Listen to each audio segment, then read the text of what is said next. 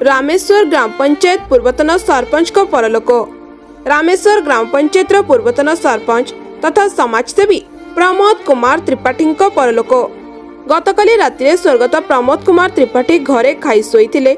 मध्यरात्र रे परिस्रा जिबा बेले तांकर देह असुस्थ होई पड़िथिला। तांकु संगे संगे भुवनेश्वर एक घरोई हॉस्पिटल रे भर्ती करा जायथिला।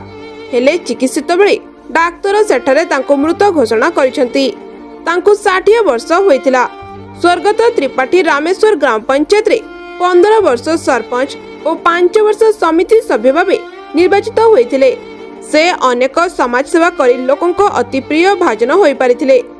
खोर्धा निर्वाचन मंडल विभिन्न ग्राम पंचायत रे से अनेक न्याय निशावर रे जोग देई लोक मानक सेवारे निजकु समर्पी देथिले। हजार हजार लोके तांकर पार्थिव शरीर को रामेश्वर छकरू एक विराट शोभायात्रा रे रामेश्वर ग्राम पंचायत विभिन्न ग्राम और निराकारपुर बाजार परिक्रमा करिया परे ग्राम श्मशान रे शेष सत्कार कर जायथिला। स्वर्गत त्रिपाठी मृत्यु खबर पाई खोर्धा विधायक प्रशांत जगदेव, बीजेपी वरिष्ठ महिला सभानेत्री बासंती महापात्र, समाजसेवी संजय पटनायक, कांग्रेस मुखपात्र सोनाली साहू, टार्गिंग ब्लॉक उपाध्यक्ष, खोर्धा जिला परिषद अध्यक्ष, अनेक जिला परिषद सभ्य, सरपंच, समिति सभ्य मानक सहित हजार हजार लोक जोग देई शेष दर्शन करिसेंती।